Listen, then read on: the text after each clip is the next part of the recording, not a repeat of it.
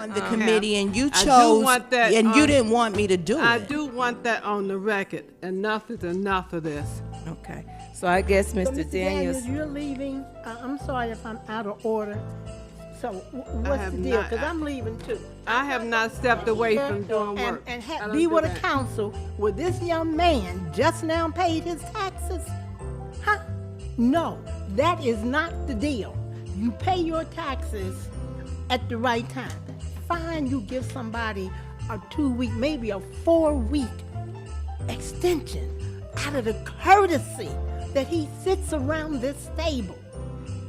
We put Miss Baber off when she didn't pay her taxes. no, I did pay my taxes. I didn't file my paperwork. Don't lie on me. Don't lie on me. I paid my taxes. Order. I didn't mean that. Man, thank you guys, and welcome back to another edition in the Zone. This is a holiday edition. You know, happy holidays, everybody. We done made it through another year. 2024 has been the year of truth, for real. Because as we started, you know, we tried to get on the path of changing Lincoln Heights Council, you know, just the theme of it, you know, how it was moving, and try to, you know, take over the mayor's seat. Not only did they not let us be the mayor, when I say us, because I represent you guys as the people, they said, Daronce, you can't be a council member anymore, which was the craziest thing. And when I say not all of council, it was just 2 members. You got Laverne Mitchell, you got our mayor, and then you have Deepak Desai, who is not a council member at all. You know, this has been a crazy fight, but it's been a fight that I've loved to have been a part of, because I see the residents stepping up. And once again, this fight is more than about me, man. It's more than about a seat. It's about the integrity of our government and the respect, or lack thereof, for the people of Lincoln Heights, really. If you could pull a stunt like this on an elected official, you really can do this on anybody. Like, what's stopping them from doing any type of nefarious, undermining, illegal act to any resident out there? So once again, this isn't about me. It's about setting precedent about what can be done to our residents. So we're already living in a Trump America where accountability, respect for democracy is often feel like a distant dream. And once again, we've talked about that in Lincoln Heights for the longest time, and I'll be damned if I sit quietly and let Lincoln Heights turn into a Laverne Mitchell and Deepak Desai playground. We already live in the Trump America. We're not going to rock with Laverne Mitchell and Deepak Desai, Lincoln Heights as well, too. So, as we get into it with my loud intro, as it seems like, we're definitely going to kind of just talk about some of the charters and just really what's going down and what's really been taking place. If you haven't caught up with it, here's a couple news clips to get everybody caught up. 11 o'clock, I'm Craig McKee. First tonight, a local village councilman says an unelected town official is trying to remove him from his elected position, representing the people of Lincoln Heights. Only on WCPO 9 News, reporter Sean Delancey sits down with the councilman who refuses to give up his seat. There's around 3,300 people in Lincoln Heights. It's a small town with churches, a playground, and a town council where you'll find Daronce Daniels. The biggest thing wasn't just to be a council member. It was really to try to empower and engage our residents. Or that was until the town's attorney, the appointed solicitor Deepak Desai, told him he'd been removed from his seat. Eventually he says, you're not on council anymore. Yeah. So how our council works is that, you have to be, fully paid in your tax and things of that nature. That's what it says within our charter. Daniels gave me this letter where the solicitor warns him over and over to get right on his tax bill. Beginning in April through July 2nd, quote, you didn't reply to my email or text message. July 16th, quote, you did not respond. Finally, on the 27th, quote, more than 5 months have passed. Therefore, a reasonable amount of time for you to remove your disqualification has expired. Why wouldn't you respond timely, and why wouldn't you pay what you'd been asked over that period of time? Yeah, and so once again, if you're talking about that time frame from July until September, I wanted to do my own due diligence. I wanted to make sure that there was no foul play here in what was going on. And in terms of the amount? Yeah, the amount that I owe, the process that I owe. Now, I reached out to all of council and the village's solicitor through multiple emails and phone calls and plans to talk to them at the meeting scheduled for Tuesday evening, only to find out it had been canceled. Daniels says he was surprised by the cancellation as well.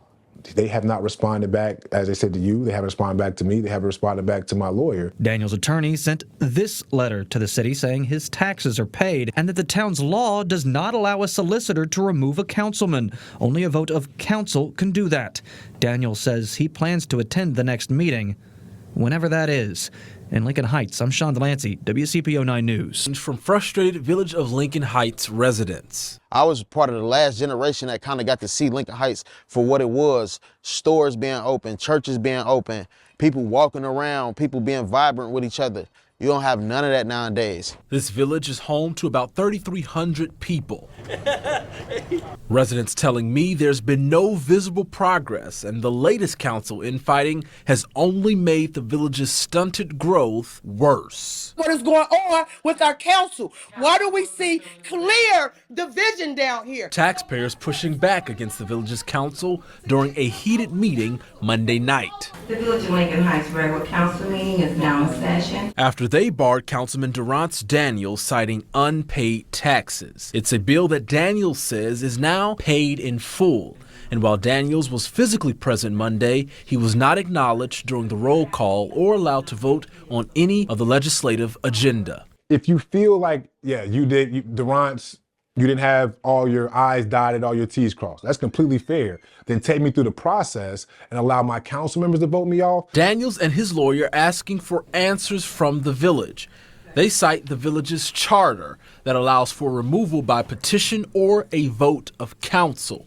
Neither have occurred, and Monday, after continued interruption, multiple council members left the meeting early, joining Daniels in his questioning of the legality of the meeting. I'm not for sure if this is legal. So I'll be exiting the table at this time. WCPO attempted to gain clarity. Can you remove without a vote of council? But we were rebuffed. Is this legal? Daniels' supporters still demanding due process. Them blocking him out block the residents out, because Daronce is the only council member that gets out here and does anything with us. In Lincoln Heights, it's against our charter. It's against our laws that we've set. Jay Shakur, WCPO 9 News. So, as you've seen, chapter 210 and chapter 209, it is very clear. I'm going to read it for everybody, just so we're all on the same page, and we'll put it up here on the screen. Chapter 209 of the charter says that to declare my seat vacant, the council needs to pass a resolution with 5 members agreeing, not 4, not 3, not the mayor's gut feeling or because Laverne got upset, 5. And did that happen? No, absolutely not. And then section 210 says that if there is a vacancy, and there isn't, but I'm still here, council has 60 days to fill it. And if they don't, then only then can the mayor step in and, appoint someone. But the biggest thing is you have to have a council meeting. And you need 5 council members to have a council meeting. And they did not have 5 members. They haven't had 5 members. It's only been 4. So I have at least 3 members here. So we have a quorum in this council, in this great spot in the zone today with some of my favorite residents in the Village of Lincoln Heights. They definitely be in the trenches with me.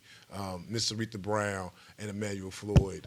Love you guys. Yeah, man. Welcome back to In the Zone. Hello, everyone. Just what are your thoughts on this? This has been crazy. I know, seeing you guys on the news. Just what are your thoughts on this whole process? I'm gonna have to lead this to you, Syretha. I'll come with a little bit of backup, but you a heavy hitter on what's going on, so I'll let you go ahead. Woo, y'all ready for this?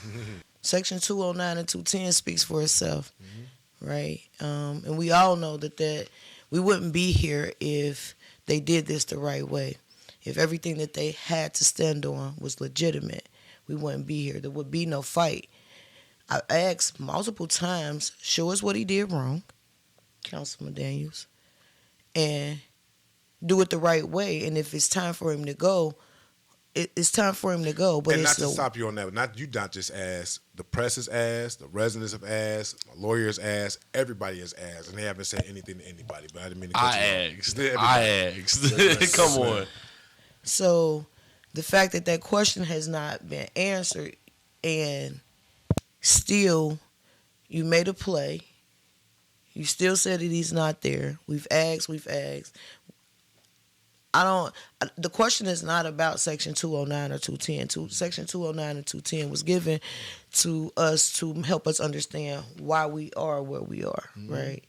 So I think that to have a council that would disregard the charter that they agreed to, because a couple of those council members that sit down there has been there through a lot of changes of the charter, right? I can say names if I want to, because what they gonna do. This is a safe space. However, what I am gonna say is, if the shoe fit, wear it, right? I know that I've watched a number of those council meetings on the recorded ICRC. Yeah, you can watch all of our council meetings on YouTube, ICRC, and we can also put those links in the chat as well too for more context. And you can clearly see the division. You can clearly see that it's some people that's working against some people, that you don't see that there are people working together. And I know you're being polite, and I don't mind saying it. You have an individual like Laverne Mitchell who's been on council since 1986. So let's talk about it. And I was born in 1987. It's 2024. And let's talk about the progress that's happened since 1986. Right. If you can think of anything good in the community that's sustaining, that's still here since 1986, since Laverne Mitchell has been in council, then please show it to me. So I'm 48 years old, and I've been here a long time, and I've been pushing up against the same person over and over again, all the way back until from my daughter being in high school. It being a situation, and my daughter drafting a petition to have her removed. Wait, what do you mean she drafted a petition to have her removed from Princeton High School, teaching her as a teacher, because of the way that she disrespected the children, how she belittled them, how she basically, the ones that came from Lincoln Heights, she never expected anything from them. She told them that they wouldn't be anything, and my daughter meant that wasn't what a teacher was supposed to be. Yeah. And Laverne Mitchell was her, what do you call it? Laverne Mitchell taught her how to write the petition in her class. Like a civics teacher. Her civics teacher. And my daughter took that knowledge and used it. And I was approached by Laverne Mitchell, very angry that my daughter would start a petition on her. But every kid that signed it, not only kids signed that petition, but teachers signed that petition. Yeah. So it's been a pattern of Councilwoman Mitchell seeming to act like that she wants to, empower and present, knowledge. But if that knowledge is then used against her, then obviously there's an issue. And I just want, because we got so much time. Manny, I want to get on the young. What's your thoughts on this issue as well, Manny? Coming from a individual that's been, living in the community now, young folk under the age of 30. What's your mindset of it? No, I think it's crazy. It's not very encouraging, especially when you have, current council members, like the mayor and Miss Laverne Mitchell, and they say they're for the youth. And they say, they've even approached me multiple times and have asked me, hey, we know you're working with the youth, getting the youth active and involved, y'all should come down. And it's hard for me myself to want to come down to a council meeting or to council period to try to get anything done. But for me to try to pull other youth from the different organizations and nonprofits I work with out here in Lincoln Heights, it's hard for me to even want to go get them and say, hey, come get active, when they feel like, we all feel like we're getting worked against by our own council. Yeah. And for me, it's crazier because the one council member who is out in the community actively and currently and not behind a closed door, I'm talking about open in the streets, door to door, on the farm, at the Innovation Center, at your games, in your face, in your grades. The one council member that is right there doing that, Councilmember Daronce Daniels, is the very person they're trying to shut down. So when you say you want a voice for the youth, but you're shutting down our voice. I mean, we're sitting here podcasting out of the Innovation Center here at 726 Adams Street.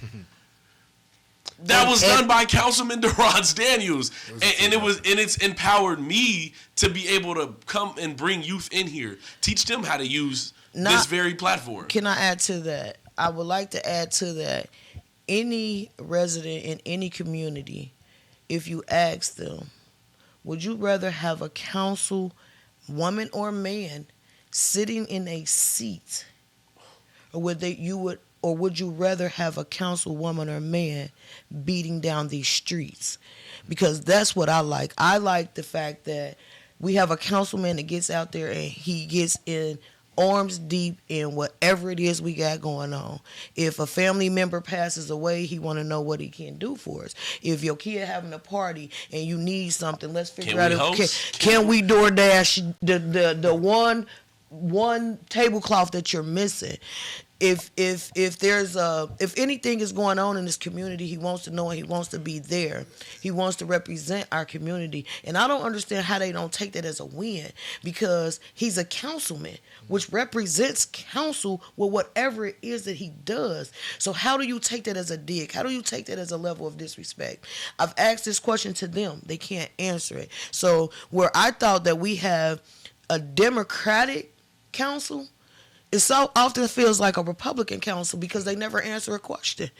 And first of all, like I said, man, it's a team effort on all of it, and I definitely appreciate you all, because as you said before, everybody has a role to play, and all praise be unto the Most High that He allows me to play this role and allows me to be amongst you great people, but along the residents. And I think that's where the disconnect is. Lincoln Heights for so long has been ran in a situation where it's not out for the people. That's right. How often do you see your council members out with you trying to ask you questions and then trying to then now actually do those things that you have questions about? And that's what we've really been trying to do actively. Here. It's been a long time, and in my lifetime, we did see that, right? I remember that.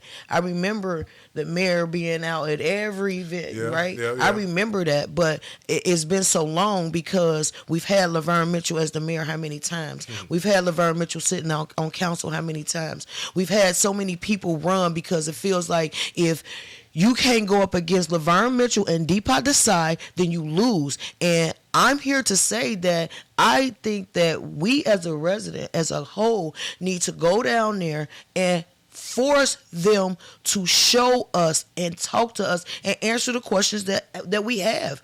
We need to band together, because ultimately they work for us. But that's just like if your boss don't never show up to work, if the person that owns the building never shows up to work, they get to do what they want to. You'll have somebody else running this company like it's theirs. And that's what they do down there, because we don't show up to work. It is now time for us to show up to work. And I appreciate you saying that, because like I said,